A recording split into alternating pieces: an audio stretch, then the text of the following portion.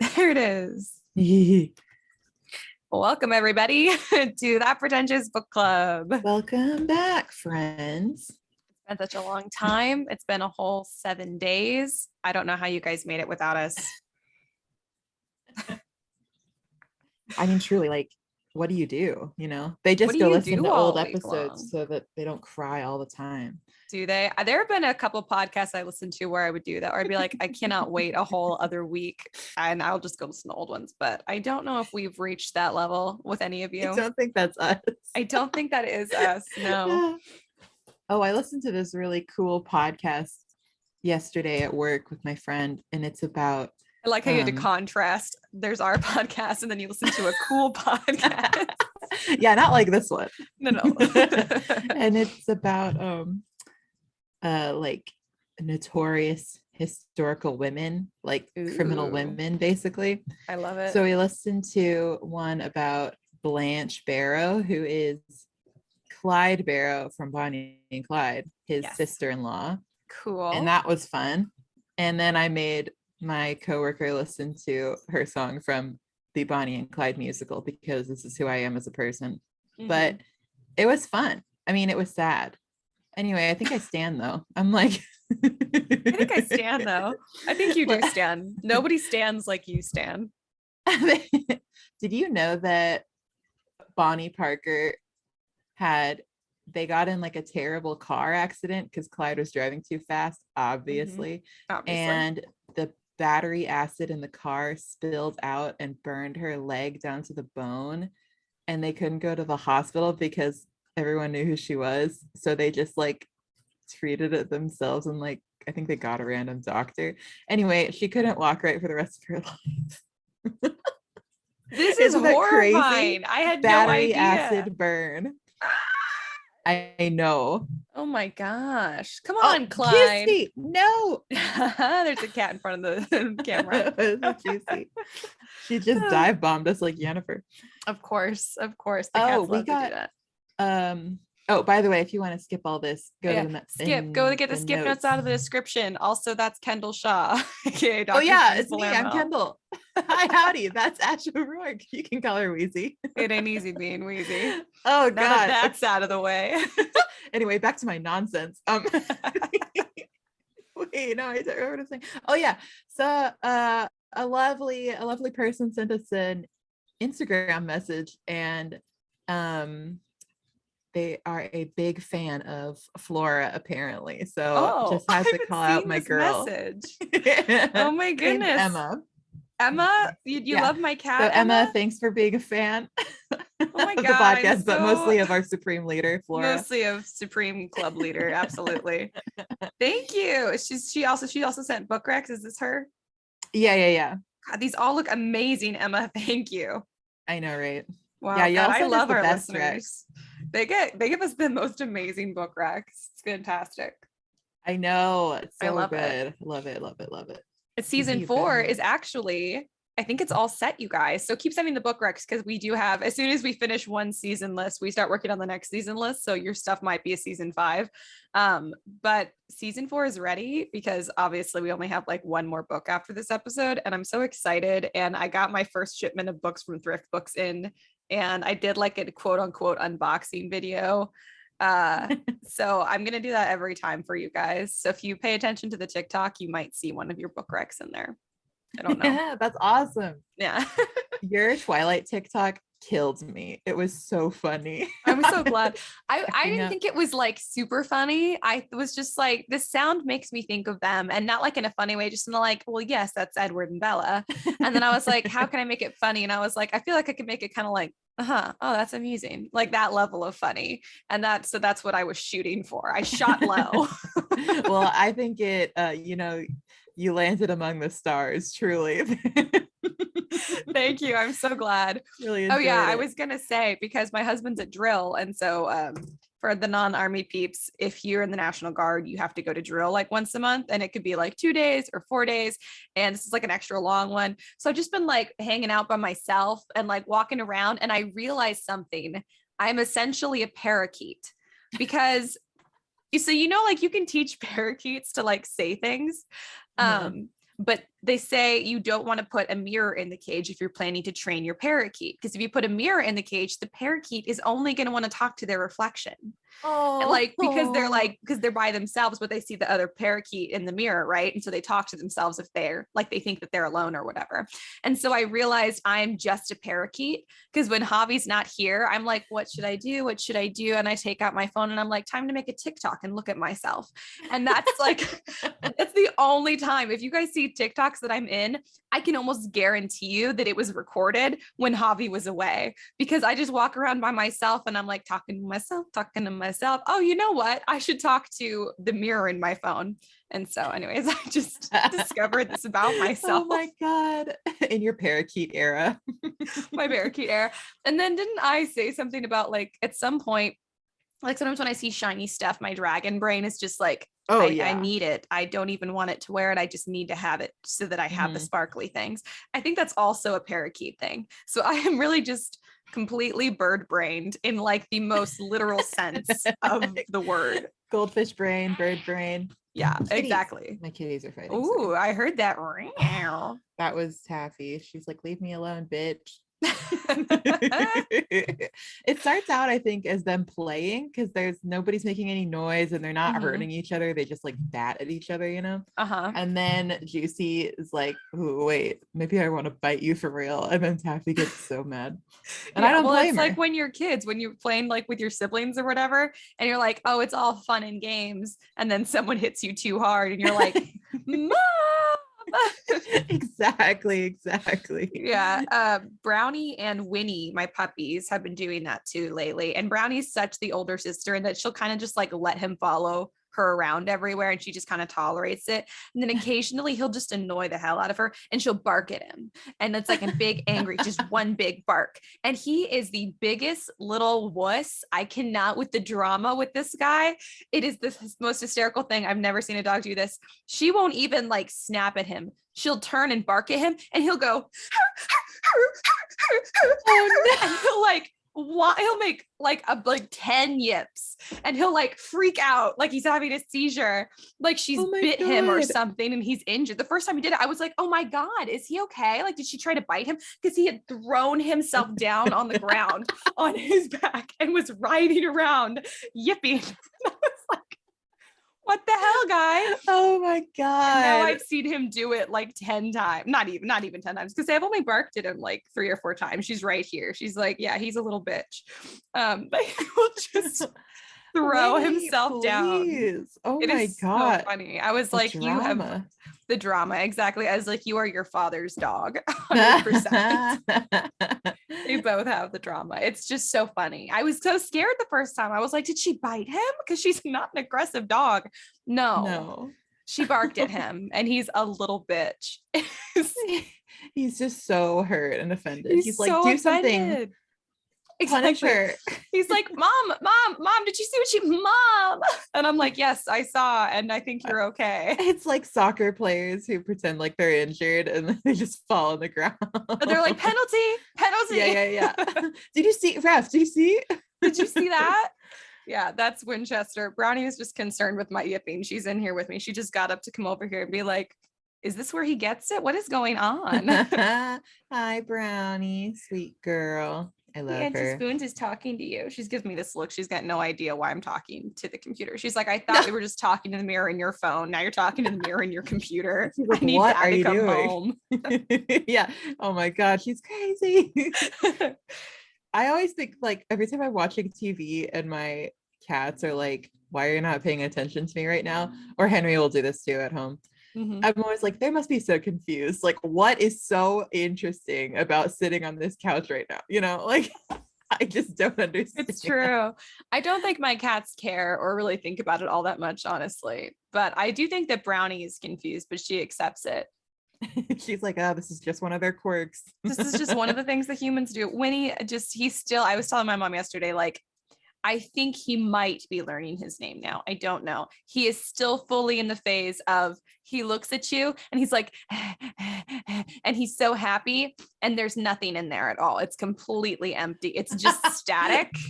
It's just static and good vibes. He's just purely sunshine dog. He's Yeah, like, he's okay, just sunshine dog and drama dog, and he has nothing else yet. Because you're like, come here, and he's like, and you're like, Winchester, do you know your name? And he's like, and like, there's just no change at all. Oh my god. He's Just such a a blank sweet little void in dummy. there. I love that. God, I wish that was me, you know. Just really vibes, happy no void, just thoughts. vibes, no thoughts. Yeah, that's kind of Flora too. Oh, that is so Flora. Yeah, different vibes than Winnie's vibes, A but little bit darker. a lot energy. darker, just darker energy, but also same, just static. Yeah, complete static. Complete static. Well, anyways, how has your week been? It's been okay. Trying to even think what's been going on. I saw some friends earlier this week. I went to work. I don't know. I've listened to that cool podcast. Literally there must be something. I don't know. Oh, I went on a date last night and Why am I just now hearing about this? I just hit my hand on the doorknob and it's your fault for not telling me that you went on a date. Well, I did. I think it went well. I don't know. I don't know why I'm saying all of this because this is embarrassing. Anyway, but I hope he finds this podcast. I know. Hello, God. young man that Spoons went on a date with. Hello. I am Ash, and I'm just telling you right now that I have first dibs, and I will always have first dibs, and that you have to pass a screening process, which is basically me and my approval. And I just need you to know that now. And okay, Spoons, continue. So tell me about the date. Disclaimer over. You know? Well, it was good, but some of my friends were gonna go out to eat last night, and so I was like, oh, I can't, I'm going on a date. And so I told them where I was going, and then like in the middle of, we were just at a bar, and in the middle of this date he went to the bathroom, and I'm God. Like just sitting there, and my friend Grace walks up and she's like, hi, and I'm like, oh my God, because I'd literally just been thinking, oh, I kind of wish my friends were here. Not that it was going badly, but just like, you know, isn't it fun when your friends are there? Yes. And I was like, that'd be funny if they showed up. And she showed up and she was like, hi, just wanted to say hi, we're outside, come see us when you're done. And I was like, okay. So after the date, I like was like, okay, bye. And he was like, okay, bye. And he like went to his car, and then I like turned around and went immediately back into the bar. It was nice. Fun. I loved that for me. I love that for you. That's like the perfect date. It was. I don't know. It's like, I think that I just realized like recently, I'm like, oh, I don't know, like dating people is so much work, and I'm like very content by myself a lot of the time because I was like really like hanging out with my friends. I don't know. I was like, okay, people, yeah, my friends were like, yeah, we're gonna go out to eat. And I was like, oh, I mean, I'm not even dreading this date at all. I was just like, wait a minute, random boy I don't know or lifelong besties, you know? It's like, yeah, there's no competition. True. 100%. Dating is not, I don't think it's fun. I didn't think it was fun. My mom has been dating and she's like, this is not fun. This is exhausting. And I was like, it is. I have no idea when the myth of dating is fun came into play, because I feel like for most of us, it's not. I mean, everyone I know doesn't enjoy it. So I'm like, who out there is enjoying dating? And who is like putting it out there that it is fun? I don't know. I feel like it's definitely not. A myth. It's definitely just like you have to endure it until you start getting along and like I don't know. It's just like, okay, until now I guess I'll hear about your childhood. Yeah. Until you find someone who makes it all worth it. But then up until that point, it's just exhausting and annoying and feels like a waste of time. A big waste of time. And it's annoying because there's no guarantee you're gonna find that person. And then it's also like, it still feels like wasted effort because I still have to expend the same amount of energy on you as I did on all of the other dates. Yes. Oh my God. It's exhausting. Yeah. Anyway, it's ridiculous. It's more fun to read books and talk about them with your bestie, your waifu, you know? I completely agree, waifu. I obviously completely agree. Stay away from my Spoons. She's mine. I'm just going to keep you in the podcast, in the club. No one can have you. I'll allow it. You're like, actually, that's what I'm asking for. Yeah. I'm excited for our Twilight day. Javi asked if I wanted to watch Twilight the other day. And I was like, I can't. because I have plans. Oh my God. But I do think we might have to invite him to at least the screening portion of Twilight Day because he loves Twilight. That's perfectly great. The more the merrier, you know. It'll be good. It'll be fun. And my mom, I have a hunch because she's gonna come spend the night. And I have a hunch. She said, "You want to watch a movie?" And I was like, "Yes." And my brain went Twilight. And I was like, "Don't say it because we're gonna watch it with spoons." And I feel like my mom is gonna be like, "So Twilight," because my mom also really likes Twilight. Let's be honest, we all love Twilight. It's really enjoyable. Listen, I mean, if you'd like to watch it with your mother, I won't, be sad. I want Twilight Day. Okay, I watched Twilight Day. There's so many movies I can watch with my mom. Twilight Day. I think Twilight my Day. mom and I might have Downton Abbey one day tonight because the second movie is out this weekend. And that's what I've been doing this week. I've just been watching so much Downton Abbey with Haley because I've gotten her to watch it, and so now she's hooked. So we're in season. I have tried 2. like 3 times now to watch Downton Abbey. I'm just not that interested. I mean, I don't know. I'm not that shocked. I feel like it's not entirely your vibe, but I'm so obsessed with it that I'm partly like, how can it not be in your vibe? I want to like it so bad because like the scenery, the costumes, the makeup, and it's so well written. Like everything about it is so high quality historical that I should want it so bad. But I don't. I'm like, I want all of the vibes of this, but I don't want to spend all of the time to watch. I don't want this.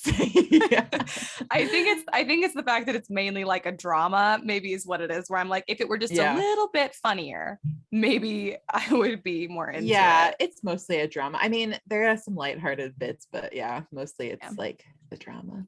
Yeah, it's probably where it's not as much my it's thing. Crazy. It is so crazy. So the second one came out this weekend. So we're doing that for my grandma's birthday tomorrow. Oh, fun. Happy birthday. That's exciting. Yeah. I was gonna say I have enough drama in my life. So I think that's why it doesn't appeal to me. This week's drama was that I went out to the chicken coop. Of course, Javi left for drill. I go out to the chicken coop in the wee small hours of the morning, and 2 of the chickens did not make it through the night. No, baby. So after trying to discern for like hours of research what could have killed them, they were killed.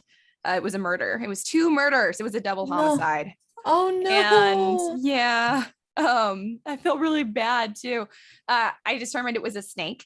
I'm pretty damn sure it was a snake. Also, because nothing else could have gotten in there. So typically snakes are not that big of a risk to the snakes in our area are not that big of a risk to grown chickens. They will just they'll steal the eggs, right? So you have to look for them before you grab eggs. And I did see a big ass rat snake out there, and they are notorious for that. And my guess is because the chickens, they're like teenagers now. So I think that the snake got in, thought I could probably swallow that chicken, and then was like, oh wait, I can't, it's too big. So it like regurgitated it because the chickens were like no wounds, just like wet from the head, like down the neck. So I think that 2 of them, I was like, you didn't learn the first time, you idiot snake. Anyway, so that was sad. But I was thinking, chickens. Yeah, but I was thinking sometimes I've asked God, why did you make chickens so stupid? Like they're just the dumbest creatures I've ever met. And then I was like, you know what? I get it though now, because when you're a chicken, you are just so low on the food chain that like, your sibling could get got by a snake or a fox or a hawk or whatever, but you're so damn dumb that you're going to immediately forget. Like they were just, all the other chickens were just walking around the dead bodies of their brethren. We're like, yeah, I don't even know what that is. Is that a rock? Hello, where's the food? Oh, no. And like nothing at all. And I was like, at least this is it's like a mercy. The stupidity is like a mercy. Because I'm like, you have no memory of the trauma that you endured last night. I think that's a really good way to look at it. But I think, that actually gives me some peace about it. Yeah, it actually gave me a lot of peace too, because I was like, I feel so bad that we lost the 2 chickens. And I did go and spend an hour like patching up every tiny little hole. And then, because it's okay to have some holes because we know snakes are going to get in eventually. And if the chickens were just a little bigger, they wouldn't have been attacked by a snake. Their eggs would be stolen, like when they start producing eggs, but it wouldn't have gone after a full grown chicken. And then I put snake repellent down. So hooray, no more casualties since then. We've had a few nights at least of no more attacks. But don't know where I was going with this. Oh yeah, I felt bad about losing the chickens, but I felt worse for the siblings who remained because they had to witness that. And then I realized they have no idea what happened, no memory of it. They just don't know. Yeah. They just don't even know. I had the exact same. I mean, I guess I hadn't fully realized this was my opinion until now. Thank you for this. But when Finn, my fish, died 2 weeks ago, I was like so upset about it. And then, you know what, maybe it's the same sort of thing, because I don't think Munch had any idea. He was just swimming around like, oh, I guess my brother is dead. So I'm like, yeah, you know, it's a blessing that he's so dumb. He just, it's a blessing has that no memory of it. You no did trauma. not tell me that my nephew died also. I was very distraught about it. I could have been there for you in your grief. I'm sorry. Spoons. It was really, really sad. That's really sad. I'm honestly, that is cried like about it for like 2 days. I would too. That's actually so much horrible. sadder than the chickens, because I didn't know the chickens that long. And they don't live in my house. They lived outside. I have had them for like almost 2 years now. So yeah. It was so sad. I'm so sorry. Yeah, thank you. Now let's all take a moment of silence for Finn. And for the chickens, let's throw them in there. Oh yeah, them too, I guess. Moment of silence. Yeah. Okay, that's good. Yeah, it was good. God, it's hard to have I hope animals. they feel remembered. Yeah, I know. It is hard. Yeah, but they're good. Well, anyways, should we get into the book that we're going to do this episode, or really the author? Let's do it. Okay, you guys, this episode, we're doing one of my all-time favorite books in the entire world, Fahrenheit 451 by Ray Bradbury. Yay! Hooray! All the invisible. Yeah, Ray Bradbury. It's exciting. And does anyone you've all heard of this book, right? Like this is not surprising that we're doing this. This is like a pretty famous classic. I feel like we should have done it before, you know? I feel like we should have too. I was like, wait, how did we wait until the end of season 3 to get to this book? But I've got my it's like a hardcover, which I was surprised to find on Thrift Books. It looks like a library version, you know? Yes, well, it is. And that's on Thrift Books. You find a lot of different versions of books. Oh, there you go. Yeah. So if you guys are watching the video, I forgot to say also, I put up some video of our episodes on Patreon. So, because now that we're recording remotely, sometimes we have videos, you guys. So if you guys are on Patreon, you can now enjoy those. And by enjoy, I don't know if you'll really enjoy, but they're there if you want to laugh at the way that we look while we speak. We're not used to you guys having to see us. So. I know. It's looking like a mess. Yeah, but I'll add this one up there too. I think the ones up there now are the video of our Tree Grows in Brooklyn and our Twilight recording. Oh boy. So those videos are up, and I'll put this one up too if you guys want to see what my pretty book looks like. At some point, we may share these on YouTube for everybody later down the road, but for now, they're just exclusive for Patreon to say thank you for our Patreon supporters. Anyways, so my electricity just flickered. Uh-oh. Okay, so I did take like copious pages of notes on Ray Bradbury. So I'm going to give them to you. So all of this came from Britannica and biography.com. So cool. Ray Bradbury, Ray Douglas Bradbury, full name, was born August 22nd in 1920 in Waukegan, Illinois, to parents Leonard and Esther. And his mother, Esther, was a Swedish immigrant, and his dad, Leonard, worked as a lineman for power and telephone lines. So interesting. Do you want to guess what his zodiac sign is? I should be doing this before I tell you his birthday, because you tend to know which month. What did you say his birthday was again? No, I'm just gonna make you guess because I shouldn't have told you first. I wasn't here. I like immediately forgot it as soon as you said. Perfect. Maybe Scorpio. No, he's a Leo. Okay. A Leo. So as a child, he loved horror films and science fiction magazines. He was also a huge fan of magic, and he credits pretty much the beginning of this is wild, of his writing career and his passion to write every day of his life to a carnival magician named Mr. Electro, who he met in 1932. I am completely obsessed with that. It's hilarious. Mr. Electro really honestly he made Ray Bradbury who he is somehow, which is God. Thank I'm you, like, Mr. Electro. if he didn't meet Mr. Electro, would we have the Ray Bradbury that we have to thank for so much? I have no idea. Wow. It's the little things, you know. It is Mr. Electro really is going the to little carry me things. for the rest of the week. Yeah, it should. He should. He carried Ray Bradbury for the rest of his life. So Mr. Electro told him that he was going to live forever, basically, or said that to live forever as a directive to him. And Ray was like, okay, I will. And then let's see. He also said that he was the reincarnation of his best friend who died in World War I. What?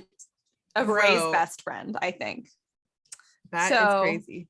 Yes, I don't know what to think about that at all. But apparently, Ray totally credited that whole experience to his decision to become a full-time writer. And a few days later, he sat down and basically started writing full-time. And he was like 12 or 13 at this point. And so he literally spent hours a day from this point on every single day writing. So when he was a teenager, him and his family moved to LA. And that's where he joined the Science Fiction League in LA. He met weekly there with other science fiction writers whose names I did not recognize, and I don't think you'll recognize, but I'll pull them up anyways.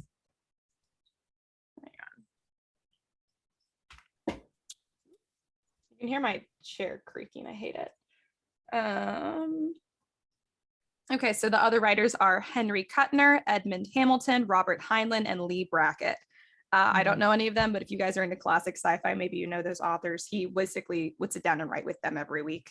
He published his first short story, Hollerbachen's Dilemma, in the League's fanzine magazine, but called a fanzine in 1939.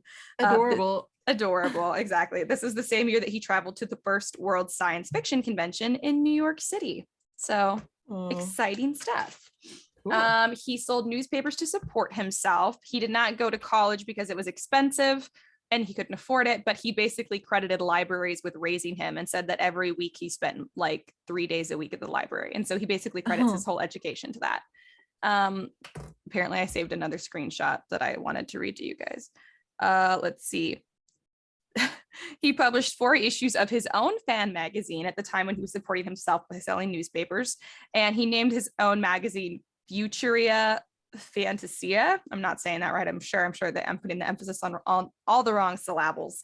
But basically every piece of the magazine was written by him, but he used different pseudonyms to make it seem like it wasn't just a one-man magazine. That's really funny. I know, it's really good. I think it's really good. And in 1941, he made his first sale to a professional science fiction magazine called Pendulum. Or sorry, the name of the story is Pendulum. The magazine is called Super Science Stories. World War II got started, but he was ineligible to join due to his vision problems. His first book of short stories, Dark Carnival, came out in 1947. And that was the same year that he married Marguerite Maggie Mick. I can't remember her last name. I did not write it well. Anyways, she went by Maggie, and she was a clerk at the local bookstore, which is like the cutest. Wait a minute, that's so cute. I know, it's so cute. And I could be saying her first name wrong, but it's spelled like Marguerite, not like Margaret. So I don't know. So Maggie, and her name is like Mick something. I don't remember. I can't read my own handwriting here. So always reliable, Ash. In the mid 1940s, his work started to appear in like nationwide magazines. So that's exciting. His Martian Chronicles was a short story collection that was released in 1950. In 1951, perhaps his more famous short story collection, The Illustrated Man, was released. I've definitely heard about that. And then in 1953, Fahrenheit 451 was released, which is considered still his greatest work. And it's kind of funny because this is actually the only true science fiction book he wrote. Everything else was like horror and fantasy and mystery, but he's known as a science fiction author, even though this was the only thing that was like legitimate science fiction. Interesting. Yeah. And it was adapted into a film in 1966. Apparently I am telling myself to look at my phone again. Sometimes when it's a lot of stuff I don't want to write down, I just take a screenshot. Okay. So Apparently there was another collection, The Golden Apples of the Sun, published in 1953, that contained a story called The Foghorn, which was loosely adapted into a film called The Beast from 20,000 Fathoms, which came out in 1953. And it was about lighthouse keepers and a sea monster, which I just really like the idea of. Oh, and then also perhaps I think this might be his most famous short story, because I know I had to study it in school. I studied it in high school and then again in college, A Sound of Thunder. Did you have to read that? Yeah. No, I haven't. It's really good. If you guys haven't read it, you should. It's about a safari that goes back to like the Mesozoic era. And it's all about like, isn't A Sound of Thunder the one where if you step on a butterfly in the Mesozoic era, it can change everything in the future? Sorry, I think that's A Sound of Thunder or something. Yeah. Yeah. The one where like, if you mess something up, like it's like a time travel thing. Yeah, it's a time travel thing. And it's really, really good short story. So I've always remembered that one. Even before I liked classic stuff, I really liked that short story. So you guys should go check it out. In 1954, he spent 6 months in Ireland working on the screenplay for the film Moby Dick. Really? Yes. Okay. And then he later fictionalized that experience of his time in Ireland working on that into a 1992 novel called Green Shadows, White Whale. Oh. Yeah. He and his wife Maggie had 4 daughters. And what did I write? Oh, yes. And early in their marriage, basically, she was kind of the breadwinner, because before all of this other stuff, and he was starting to get really famous, like right after they first got married, and he was still, publishing fanzines and all that stuff. She was basically the breadwinner. And I like that for him. I think he was very progressive, but without being like, I'm a progressive. He just was, and it's amazing. Because this was a hot minute ago. I also feel like he was very much a man out of his time. Like, I feel like the way that he writes feels very, very modern. And I think of like when he was writing, and like when you compare it to other things that people were writing at that time, his just sounds completely different. Anyways, then he worked as a screenwriter for some very well-known stuff. He screenwrote for Playhouse 90, Alfred Hitchcock Presents, and The Twilight Zone. Of course, The Twilight Zone. And then in 1957, he wrote an autobiographical novel called Dandelion Wine, and it's considered really probably his most personal thing that he wrote. Lots more novels. Then he wrote some plays. This man wrote so much stuff. I like at the end of this, I put down like how many things he's written, and it's insane. In the 1970s, he started focusing more on poetry and drama. I didn't know he wrote poetry, but of course he did, because there's nothing that this man didn't write. Okay, this is mind-blowing. He adapted 59 of his short stories for a television series called The Ray Bradbury Theater, which ran from 1985 to 1992. Okay, that is so iconic of him. Wow, imagine so having iconic. So many of your short stories on TV. It'd be so cool. It would be so cool. And he got to adapt them himself. And wow. 59, like he had so many more. And he's just like, I'll just pick the best 59. Oh my God. Oh man, dude. I know. Let's see. He won an Emmy for his adaptation of The Halloween Tree, which came out in 1994. And he also won the National Medal of Arts in 2004. And in 2007, most famously, he got a Pulitzer Prize. So way to go, Ray. Seriously. He wrote for several hours a day, every day, his entire life. Like, that's what he said. And everyone else was like, yeah, it's true. He did. That seems like such a commitment. So even to someone who wants to work as a full-time author, I'm like, whoa, really? Yeah, no wonder he had so many short stories. Yeah, here, I'll give you the total now. So in his lifetime, he published more than 30 full-length books, nearly 600 short stories, and none of this is to mention the poems, essays, screenplays, and plays that he made a career out of. You are kidding me. No, this man wrote. God, dude. So all thanks to Mr. Electro or Mr. Thank Electrico. You, Mr. Electro. Oh my God. So good.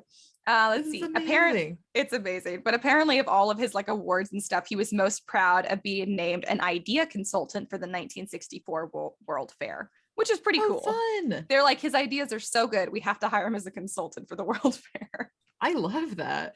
I love it too.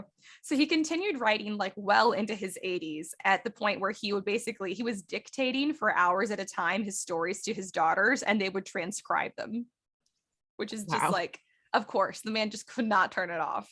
They're like, Ray, please, like, take a breather. He's like, no. He's like, no, I cannot and will now not. Mr. Electrico would not approve.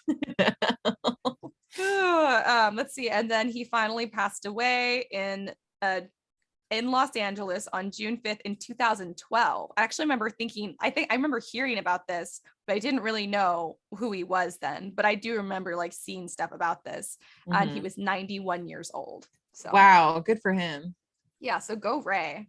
And Go Ray. that is all the stuff I've got on our man Ray Bradbury. Like, good Lord. I love him. I think I'm a big fan. I know I'm a big fan after this specifically. Wow, it's amazing. Anyways, it was good. Anyways, so that's our boy Ray. He's an inspiration to us all. Should we get into Fahrenheit 451? Let's do it. Sweet. Okay. So Fahrenheit 451 is a book, and the main character, before I even started, the only thing I knew about it is now firefighters burn books, which is, I'm not incorrect. That is basically what it is. But It's true. Yeah. our main, but I didn't know like a lot about it. Mm-hmm. Our main character is named Guy Montag. They just call him Montag a lot of the time.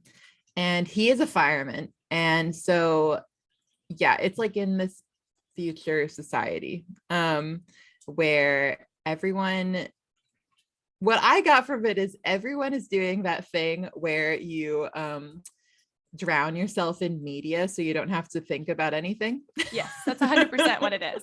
That's exactly what it is. That's what's going on a societal level rather than just me watching Keanu Reeves movies in my room, you know? Yeah, it's like media flooded version of Sodom and Gomorrah.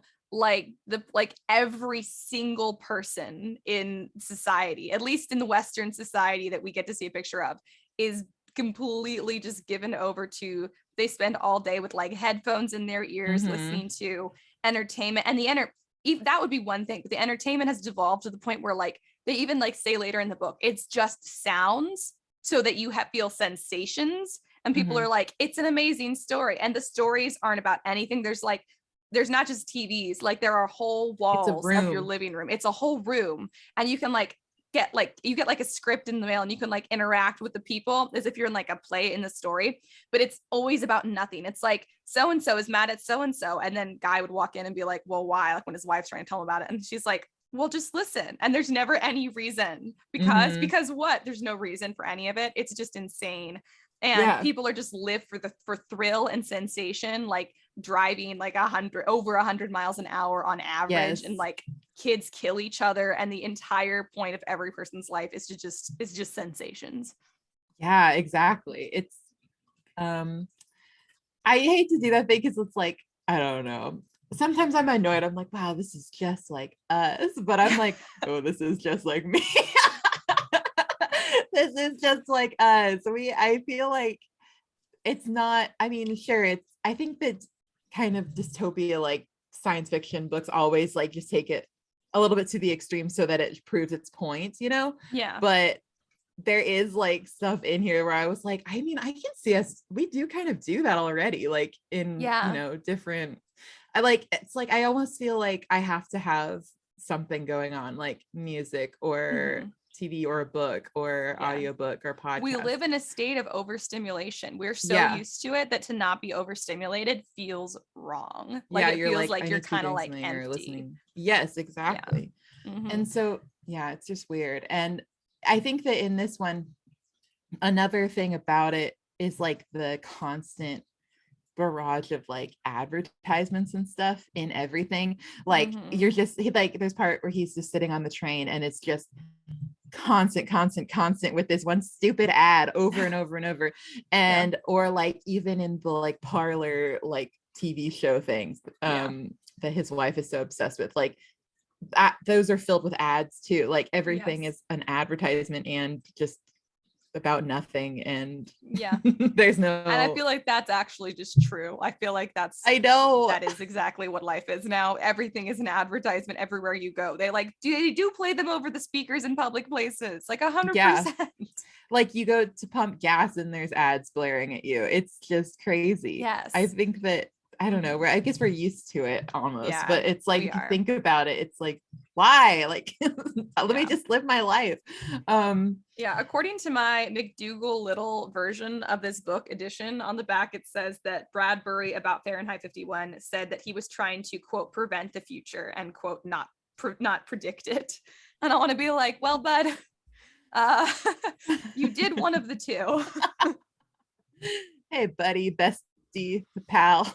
Hey, buddy, bestie, pal, you had a very good idea, and we are just now realizing how correct you are, but we did not take any kind of advice out of this. We were like, what if we just did that? What if we just did what I was that like, is? oh, that sounds pretty good. Actually, that sounds nice. Let's do it.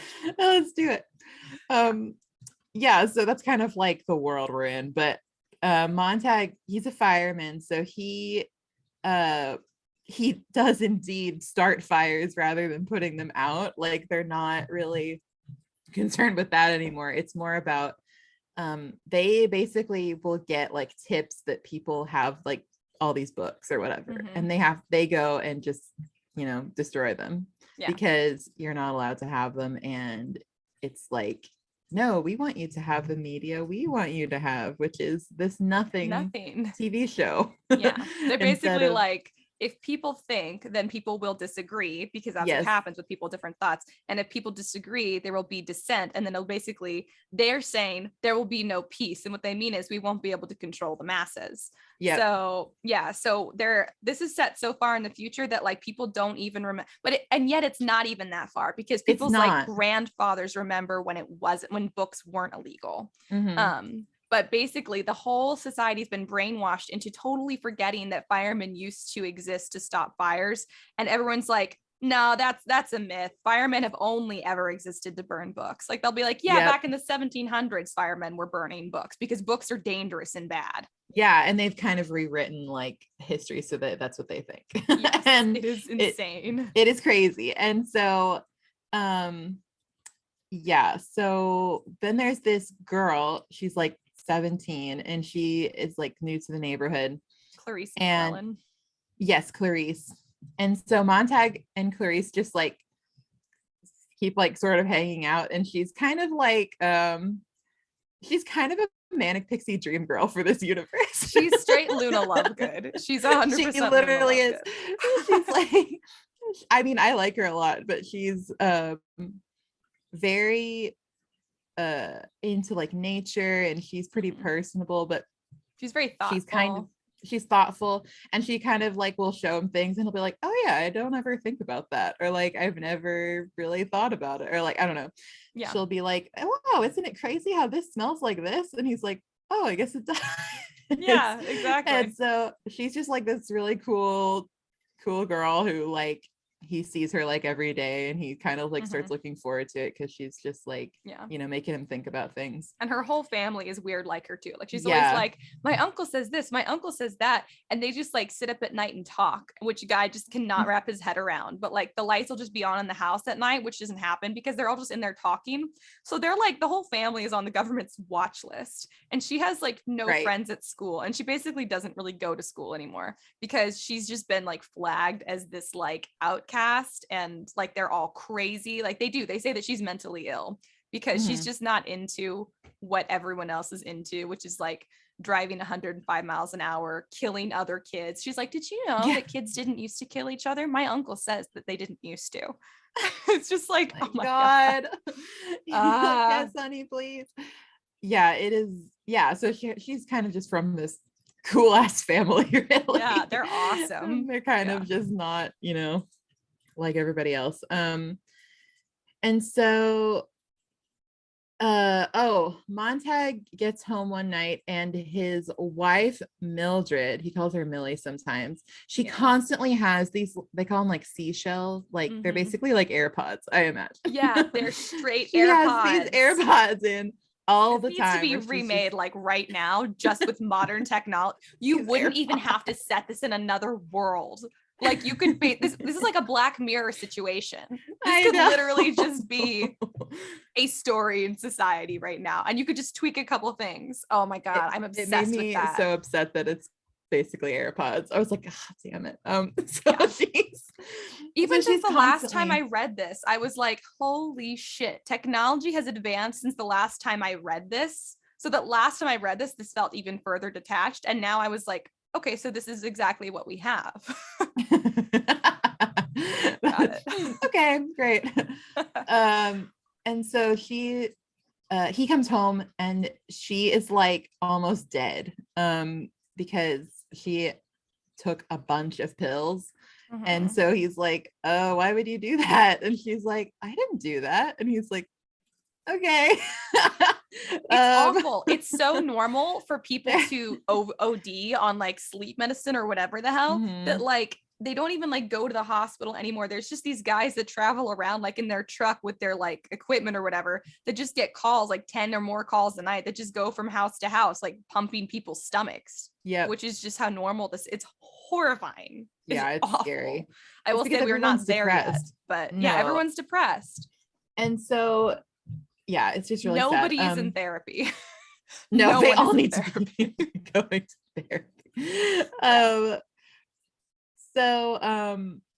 Yeah, and so that happens, blah blah blah. He doesn't really, Millie and Montag don't like super, talk or see eye to eye. They can't really even remember when they met or like why they got married or anything.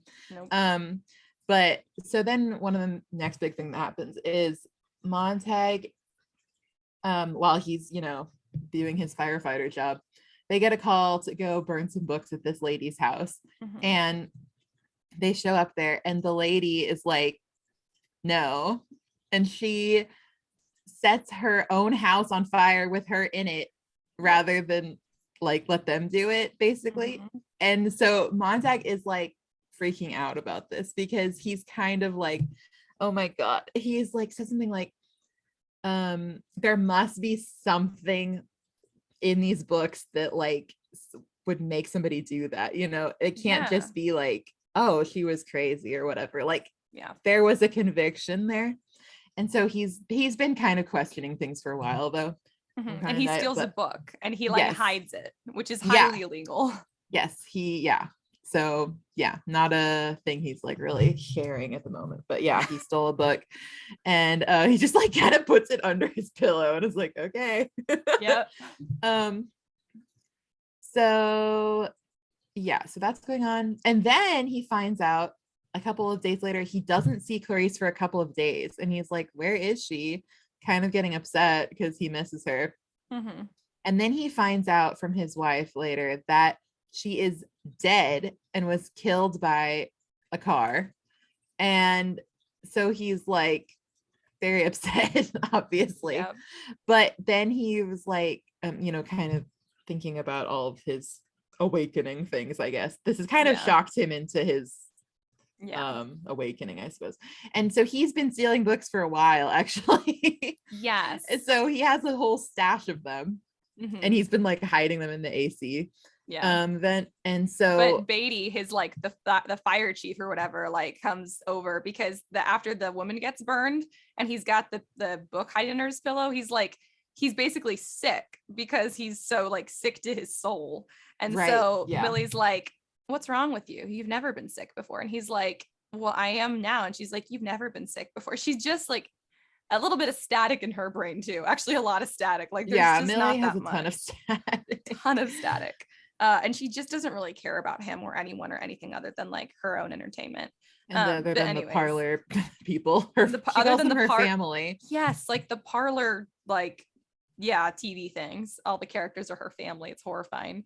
But then the fire chief Beatty or whatever, how you say his name, like he comes over and he basically, without saying it, is kind of like, so I know you stole a book. And the thing is, he's like, everyone does it every now and then, every now and then a fireman will get curious. I get it. You want to know what's in it. I've taken them too. So we have a rule. You can have 24 hours to look it over, realize it's all nonsense, and you can burn it yourself or bring it in and I'll burn it for you.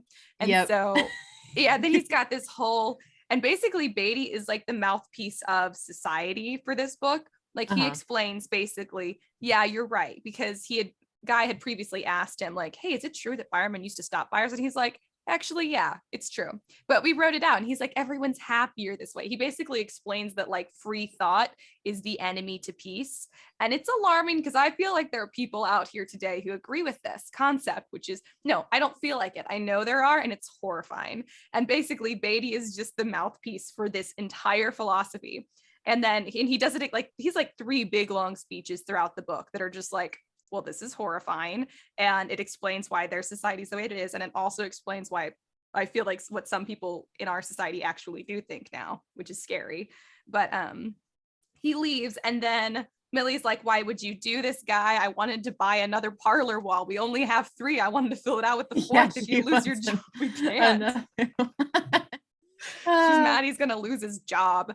And then he's like, Millie, I have something to show you. And then is when he shows her that he's been collecting books. And up till now, we had no idea this was happening. I remember the first time I read this being like, wait, what? What? Hold the phone, hold the seashells. I was surprised. Yeah, it's crazy. He's like been hoarding books and he hasn't read any of them. And so Millie's not handling it well. But he's like freaking out, obviously, because it's illegal and she's not invested at all. She's just like, what the hell? Why would you do this? She doesn't like, you're get gonna it. destroy our lives. I want my parlor wall. I want the 4th parlor wall. So Yeah. he's like, we're gonna read the books. Yeah. And he's like, he kind of says this thing where he's like, Millie, I literally never ask anything of you. Please read the books with me. Yeah. And she's like basically gonna she lets him read the books, but she's been like, she just secretly like will pick one up and like burn it. Like she's been secretly like taking from his stash and burning them now that she knows. Yeah. So yeah, it's just he's trying to like read through everything, and he's he has like some analogy about what is it, like basically like putting things in and then everything just falling out. Like he's really trying so hard to like grasp things because he's like, this must be important. Yeah, but that's how I usually feel about classics. I'm like, it's all gone. There it is, out the one ear and out the other. Out the other, 100%. But he remembers that he met this guy one time named Faber, and he was like an old English professor. And so he's like, oh my God, I know how to get in contact with that guy. I bet he can help me, basically. So he visits Faber, and then Faber is like, oh, what the hell? But he's like, okay, listen, you're kind of thinking about it the wrong way. Like, it's not that books are so important. It's that the ideas inside books are what is important. Yeah. And so he's like, I love the line. I think I picked it as my favorite line, but he says something about like, listen, anything could have this, like an old movie, like even the parlor shows could be about things that are important, but they're not. Like, that's why the books are banned, because they don't do that. There's all the older books are, it's very interesting. And so he like agrees to like help him kind of like read things and look things over. And he has like, guy basically was like, how many copies left do you think there are of like the Bible or whatever? Oh, right. And he's like, none. And he's like, I have one in my stash. Right. So he leaves it with Faber, and he's like, do you think we could find someone to get these printed again? At first, Faber's like, absolutely not, because he's a coward. And then he's like, actually, okay, fine. If you can get me the money, I know someone who used to be a printer. I bet we can convince him to print it. But you're going to have to like go along with my plan here and not like be like really rash, or you're going to get yourself caught and this is all going to come crashing down. And so he gives him this like little like earpiece that Faber can speak into. Like Faber has one he can speak into, and then Guy hears him in his ear, which I'm like, yes, we have that as well. Easy peasy. It's not surprising. It's just Bluetooth. So we have the technology. We have the technology. But in this setting, it's like, ooh, he made it himself. And so Faber's basically like coaching him like how to act. And he goes and has him turn in a different book as if he just took the one book. And Beatty's like, glad to see you came to your senses or whatever, and burns it. So yeah.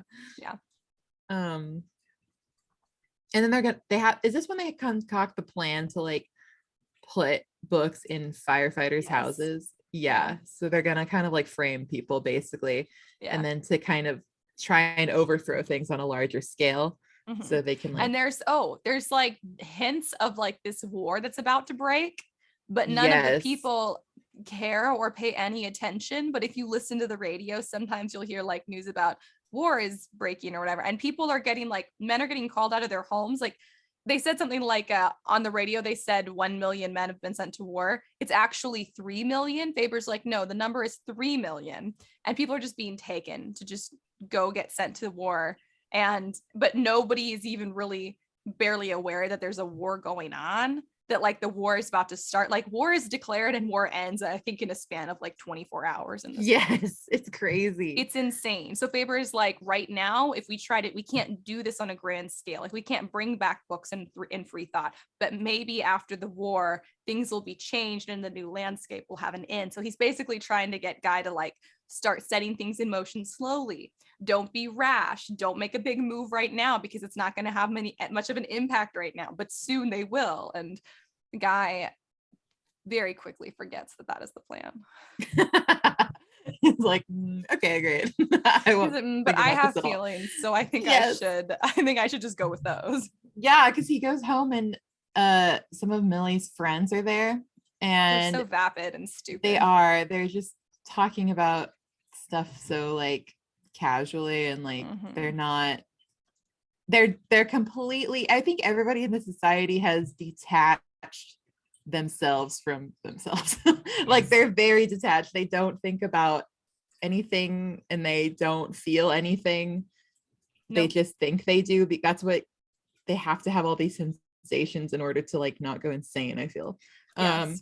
So they're so Montag gets mad at them, like he's hearing how they're talking and he gets mad, and so he starts reading poetry, and one of the ladies starts like crying, and he's basically calling them out like, you don't feel anything and you're terrible and everybody in the society is terrible and all this. And so they're like, F you. Yeah. And then Millie tries to be like, oh, it's just a thing firemen are allowed to do. Like once a year or whatever, they can pick a book and come just to show us how silly it is. And then she burns it. And she's just the worst. I'm also like, is that the most thought you put into anything in your whole life? It did seem like this is a big thought for our Millie. It is a big thought for her. Yeah.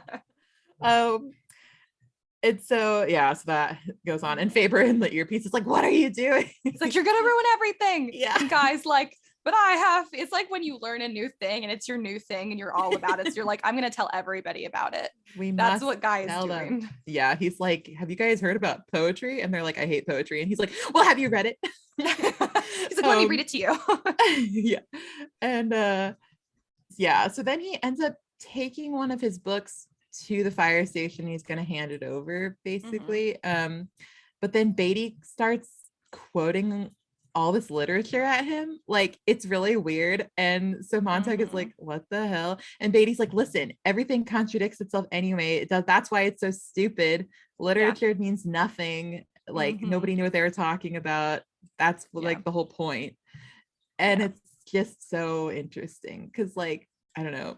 Yeah, there's some really good quote where he says something about like, minorities don't like this racist book, and I don't remember what it was, that's why I'm saying it like that. And then white people don't like Uncle Tom's Cabin because it makes them feel bad. So you know what? Everybody can feel good if we just get rid of all of it. And you're like, that's the problem. But it was such a good point. Beatty makes these amazing points that are, I mean, they're so incorrect, but he makes them in such a way that I'm like, that's exactly what some people think. Like this is not an unheard of philosophy because of the setting and like the drastic nature of it. We're like, that's crazy, but it's actually not. Many people think this. Well, he lays out all of the reasons for censorship. He lays out all the arguments in an amazing way. He's so lucid and he's so calm about it. So calm, and it's very well thought out. And I'm like, this is the problem, is that people do believe this, and Beatty is making all of the points, and part of it's true, but there's fallacies in there. But like he makes just enough true valid points that you're like, what if he's right? Well, I don't think that, but I think people do think that. I mean, yeah, it's just interesting. I mean, we're a lot of the, I don't know, I guess I'm in the library world a lot just with my, degree. I don't have it yet, but like school and stuff. And there's so much censorship happening in libraries right now. Like it is crazy to think about it. because people take a little bit, they're like, well, this is a valid point why this shouldn't be in here, but then it just spirals and spirals until everyone is like, everything I dislike shouldn't be in the library, because and then they make up crazy things about like, this is dangerous for kids, and I'm like, what are you talking about? Literally, what are you talking about? Because people just want to oh my god, it's so insane. But like, you can see how, and that has always been the case, I'm sure. It's just like, we're kind of, you know, it's happening again right now, but it is.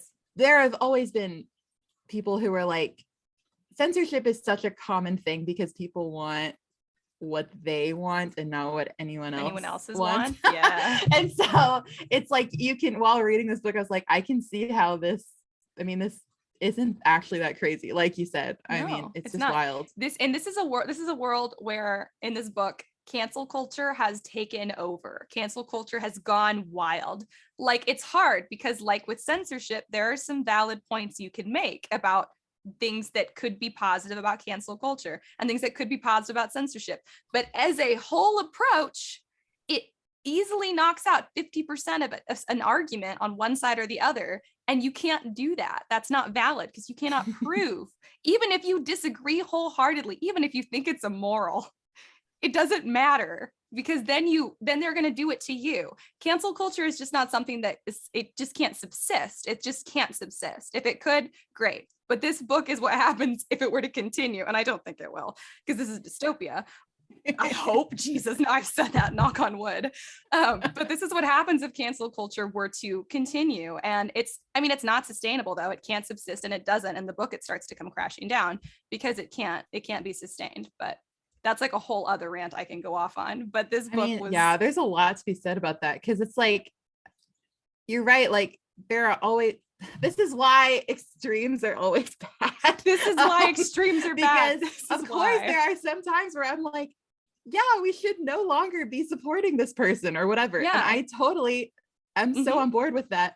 But I do agree, like, it sort of is in the same vein of like, oh, this is like, even in this, where Beatty's talking about, he's like, listen, not everything in books isn't great. And I'm like, you're right, everything in books isn't great, but that doesn't mean we throw the baby out with the bathwater. You know what I mean? Exactly. Like, it's true. It's just it's wild. Yeah. There's a lot to think about. I think the solution would just be letting people decide what they want to cancel individually. It's like boycotting or voting with your dollar. If you don't like something a CEO at a company said, or you don't like the company's values, then don't support them. And other people who don't will also not support them. But don't then turn your lens on everybody else and say that you're going to cancel everybody else because they didn't cancel that person.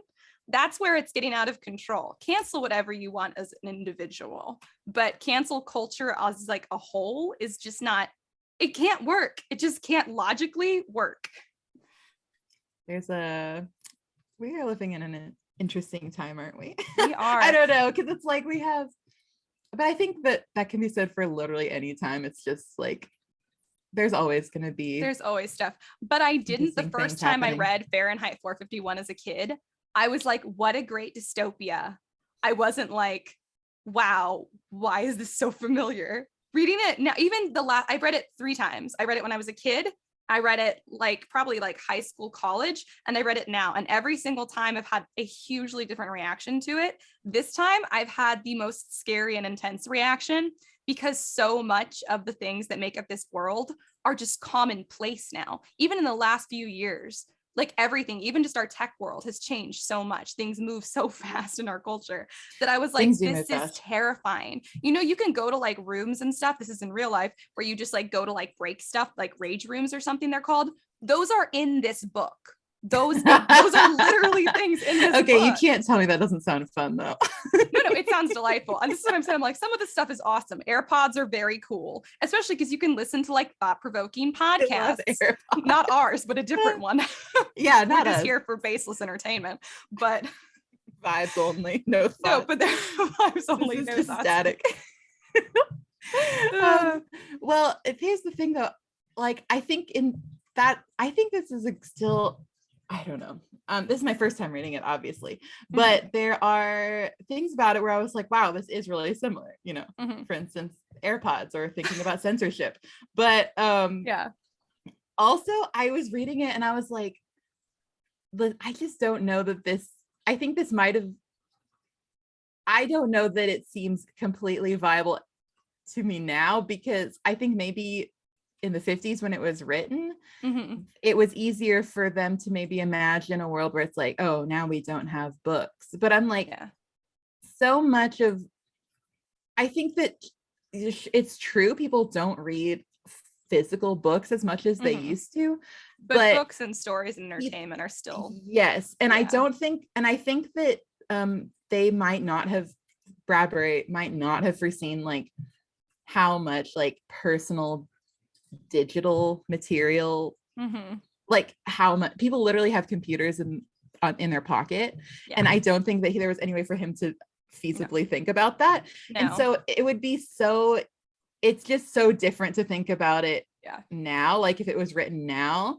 I just don't know, because it's like, okay, yeah, you can burn physical books, but that doesn't mean that you can get rid of every, like our digital footprint is so vast now, like you can't, nothing is gone really on the internet, or like there will always be something. So it's just interesting to think about it that way too. Like, I think when it was written, everything in it was written as like an exaggeration, like to the extreme. I don't think that when Ray wrote this, he was like envisioning that we would have like holograms, which we do have, that we would have rage rooms and ear pods or AirPods or whatever they are. So I think that it was all written as an exaggeration, and he just was coincidentally, this is what's weird about like the like classic dystopian authors, is when they're coincidentally right, and then you read it and you're like, how? But then the stuff that they didn't get right, or that's just not really feasible, feels like wrong or out of place, because the rest of everything else they got so right. It highlights the ones that are like, well, that could never happen. And it's like, yeah, because everything he couldn't have gotten like 100% right. He got like 80% right. So it just like, really highlights I did pretty that. Okay, you know.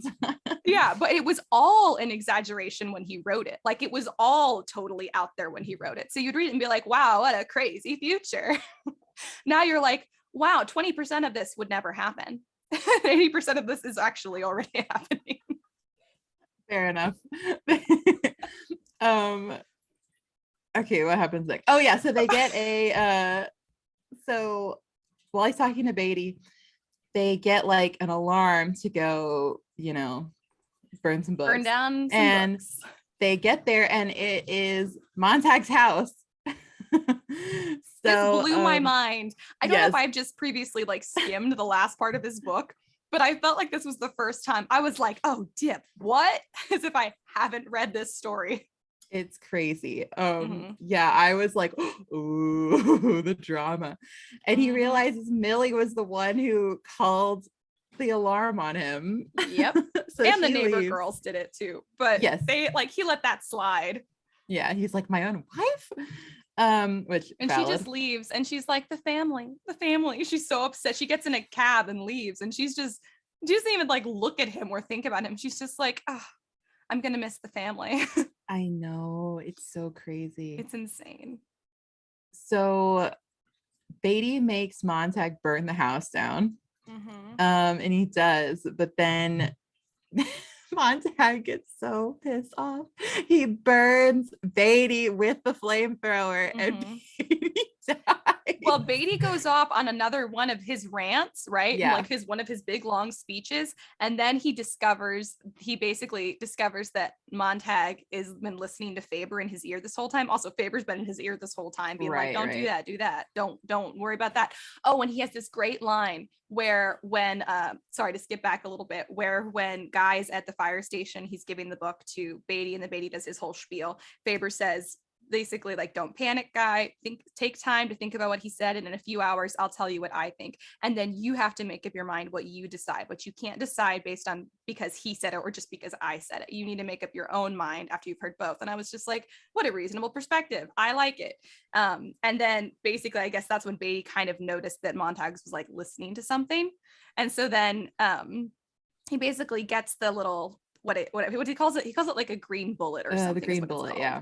Yeah, like the little Bluetooth thing. So Beatty's like, they're at the house. He's had to burn all of his stuff down. Beatty's like, does his big long speech, and he's like, so I know you've been like listening to somebody. And he gets the Bluetooth thing, and he's like, oh, can't wait to track this back to its owner. And then he's basically just like kind of taunting Guy at this point. And then Guy he burns him alive, which is horrifying. And then he realizes it's crazy. And then he's like, hang on, did Beatty want to die? Beatty wanted me to kill him. And you're like, maybe, I don't know, maybe. It kind of did at the end seem, I think we're supposed to believe that is what Beatty wanted. You could read it, however, I read it as Beatty was done. He had all these big thoughts in his head. He had done so much reading, and then he'd still chosen to be on the side of complete and total censorship. And I think that it just ate away at him, and he was done. And he knew that he could get Guy to get rid of him. And yeah, anyways, it was horrifying way to die, but kind of awesome though. Like I was like, whoa, this is getting crazy. Yeah. Also, you guys have to picture like the fire hoses that in our world like spew water. They spew like liquid kerosene that's like on fire, so it's like liquid fire. So it's kind of cool imagery, not the burning alive, but the kerosene hose. It's a terrible way to go. It's so upsetting. It's like one of my biggest fears, getting burned alive. Same. And it's horrible. And so also getting buried alive. I'm sure I've mentioned this. Really, any kind of like long and lingering death is not. Don't sign me up for that. Don't put me down for that. yeah, don't put me down for lingering long terrible death. I made Haley watch The Mummy with me this week because she'd never seen it. Oh my god. I know, literally how. It's the best movie ever. But my cats are freaking out. But anyway, so we watched The Mummy, and I love The Mummy, but I hate the part at the beginning when they mummify everybody alive. It is so horrible and terrible to think about. It is awful. Freak out. It makes me freak out. I hate it. And then when they open the coffin later, spoilers for The Mummy, and like Imhotep's coffin, and there's like the scratch marks in there, and she's like, oh, he would have died very slowly. I'm like, I literally cannot think of anything worse, but then I don't feel that bad for him because he's a huge bitch. But anyway, I hate that part of The Mummy. I love that whole movie so much. Ooh, that's what I should need to get Javi to watch with me. He keeps watching it without me, even though he knows it's my favorite. Okay, anyways, it's just the best. It's so good. It is.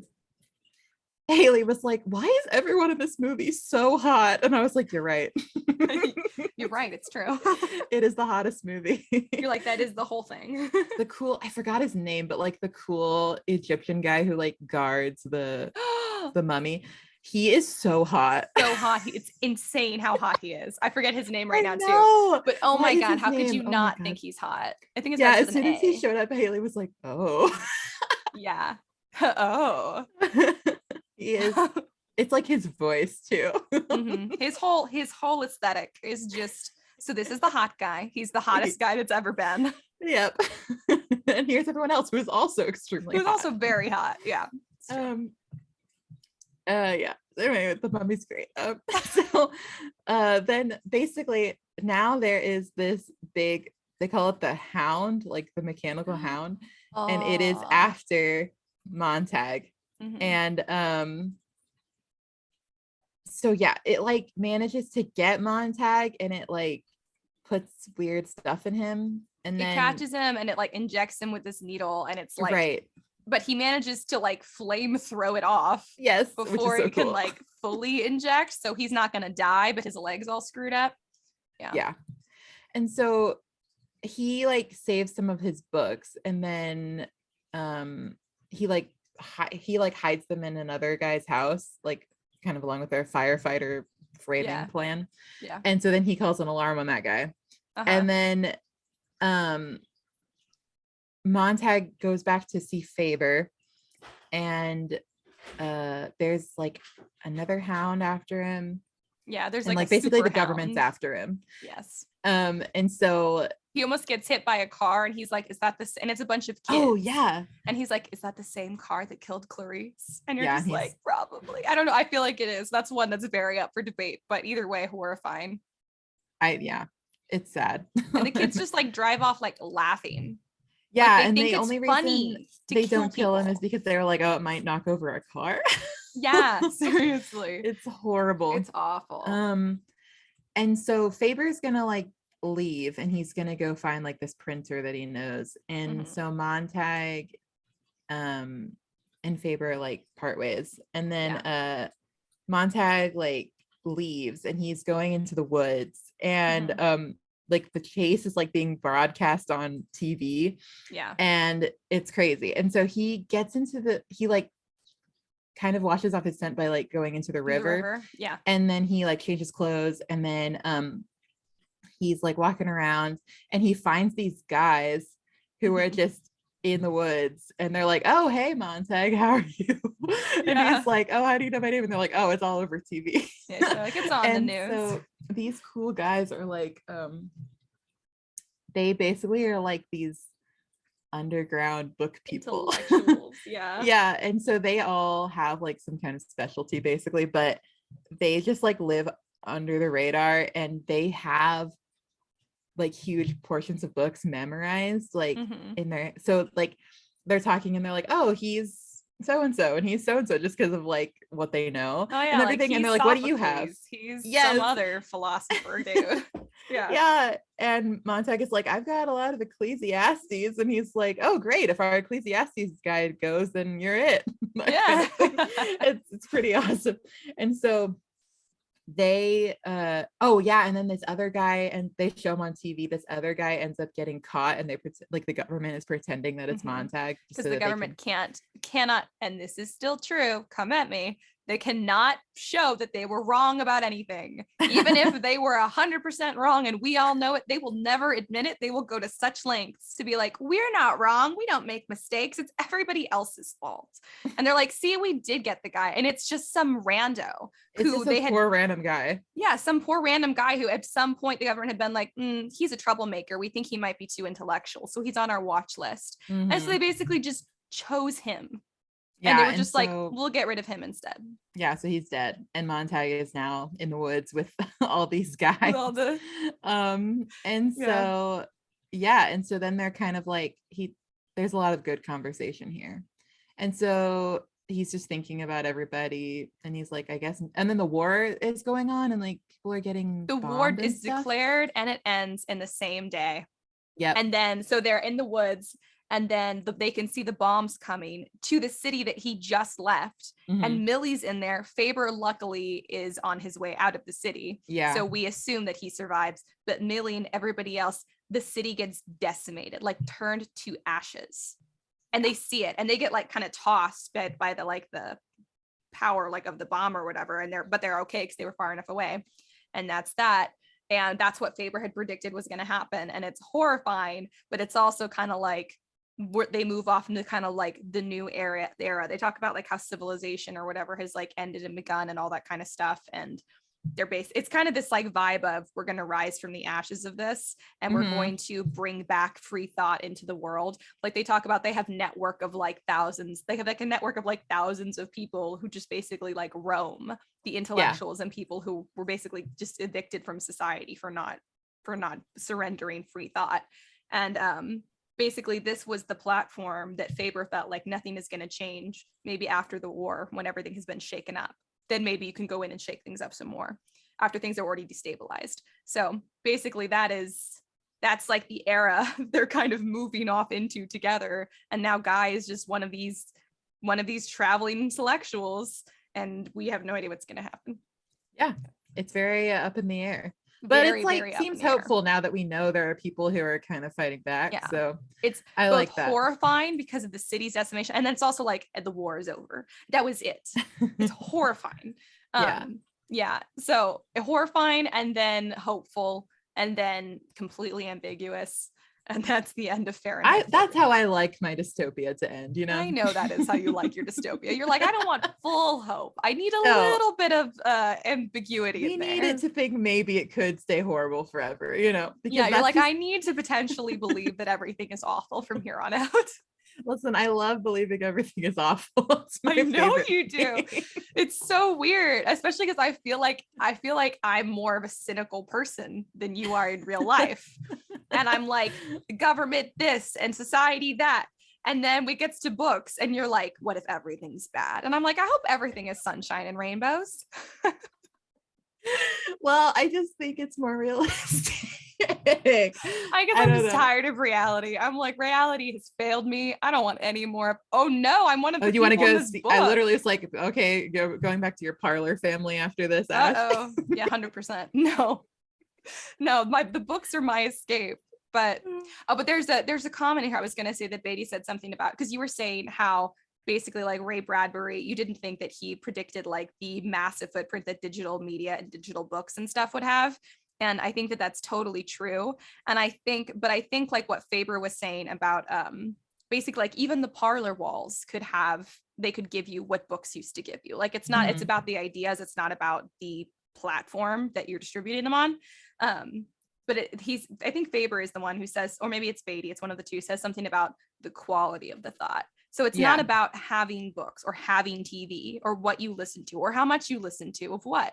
It's about the quality of what you're listening to. So like, I think reading is an escape, but I also think that even within an escape, you can still learn things. I like mine to typically have a happy ending, but it's still good to branch out and read things that have an ambiguous ending or a sad ending too. And I have, but it's just about the quality of the content, which is, oh yeah, definitely. Yeah. And I think that as long as people are still like thinking, we will always have quality content, depending on censorship, and maybe in the future it may be harder or not as hard to get to, but we're always going to have it. You can't pound free thought out of people. You can make them hide it.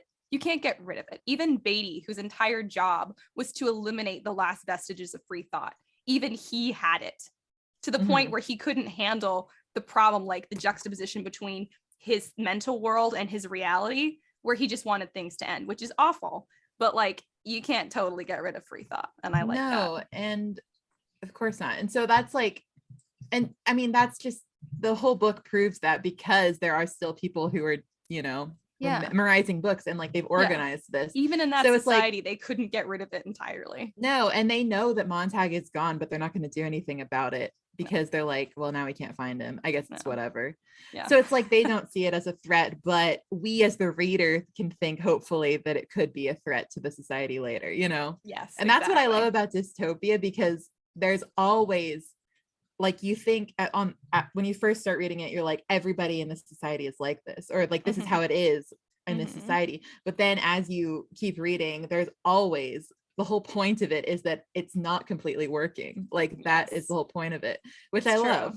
I love genre. It too. I think one of the biggest fallacies that the media tries to push today is that everybody is angry and that everybody is extreme. I think the reality is that all of us we have our own ideas and opinions and reasons for them, and that we probably want to find some middle ground. And I don't think that the majority of us are as extreme as we all think that we are. And I think we probably all have a lot more in common than we don't.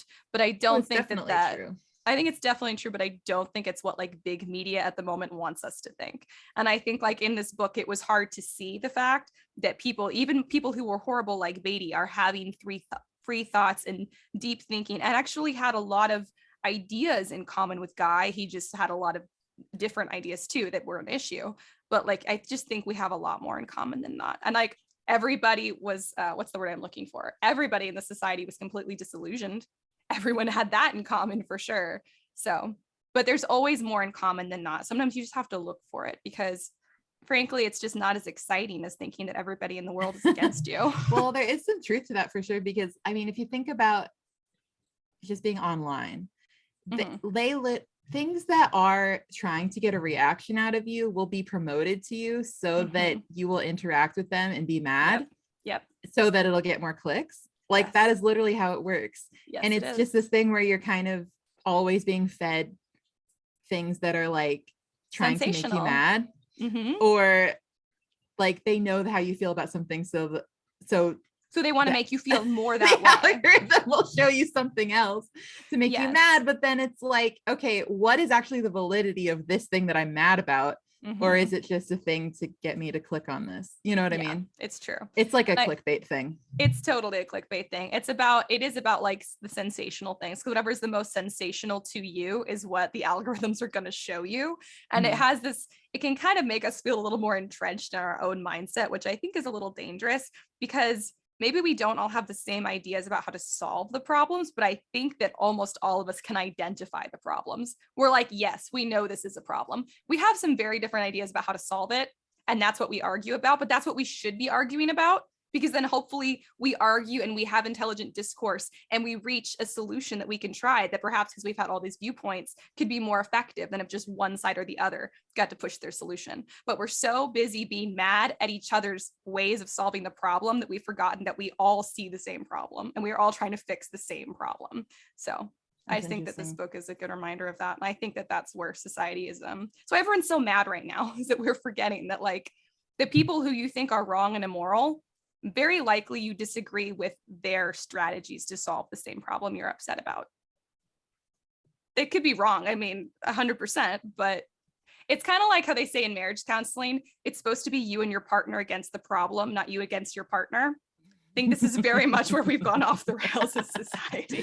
Well, it's just so fun to be mad at people, you know. It really is. This is the problem. It's really fun to be mad at people. It's why I like to sometimes like have a government rant, because it's like a big faceless entity I can be mad at, and I will always be, because there's some very valid reasons to it. But it is fun. It is fun. Government rant.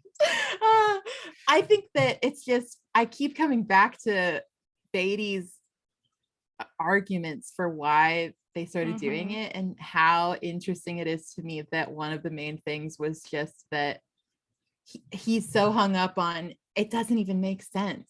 He's trying to take all of literature and make it into one thing that makes sense. Yeah. But he's like, look how contradictory even the same person can be. And I'm like, yeah, because literature is what humans think. So humans are contradictory, and not everybody's going to agree with each other. And that's why there is so much, you know, academic discourse and stuff. And then he was saying something about, and what about like academics? It's just everyone yelling at each other. And I'm like, yeah, that's how people talk about big issues, you know. Yeah, like it's true. It's just so interesting that in this society where it's like everything is so pointless, basically all their media is just no thoughts, head empty. It's so interesting that is such a big hang up for him, is that it's like, well, this doesn't make sense. It's almost like he's like, it makes you think too much. It's exactly what it is. It's very interesting. I really enjoyed this book, It's honestly. true.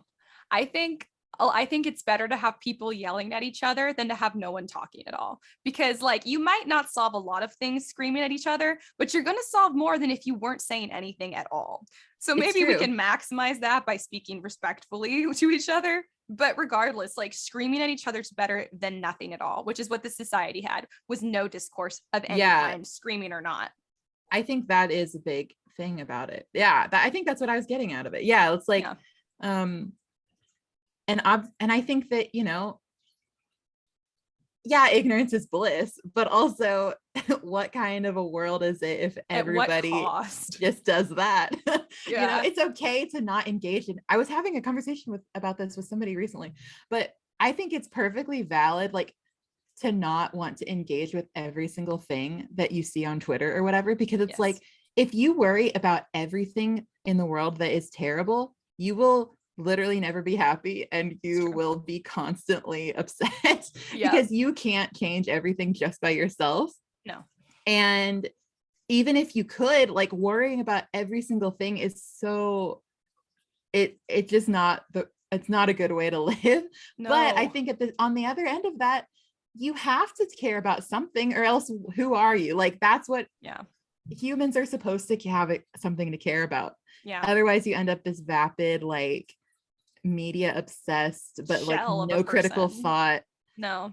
Yeah, it's like you have to You have to find a you balance. can't completely give up on things that you care No. about. So It's yeah, I like- think that's why yeah. balance is so important. It is. they Being a healthy human is nuanced. It is a tightrope walk, and it is, I need to care, but not too much about everything all the time.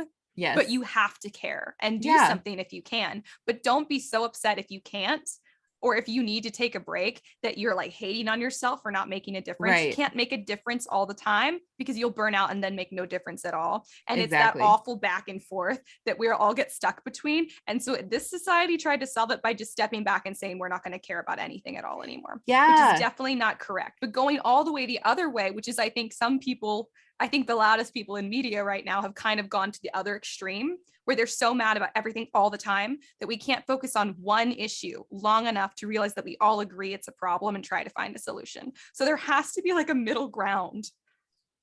There has to. And I think that's what I love about dystopia, is like that's always what it is. It's literally that there's a problem in the society, and so it gets fixed, quote, fixed in a completely insane way. Yes. So they're like, okay, we're just not doing it anymore. Or like it's sort of like in The Giver. It's like everything is gone now. We're controlling everything because it's too much work whenever people have all these choices and can think about things themselves. Yeah. It's so just like, too this much was work. a problem, so we solved it. And you're like, and you're like, well, you didn't, because you can't. But that's the thing, like dystopia is always about trying to fix problems you can't solve. It's always but doing it in the wrong way.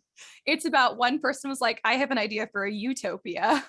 Yes. And then that one person got all the power, and now we have a dystopia. And that's why you can't ever have a utopia. Fascinating. It's true.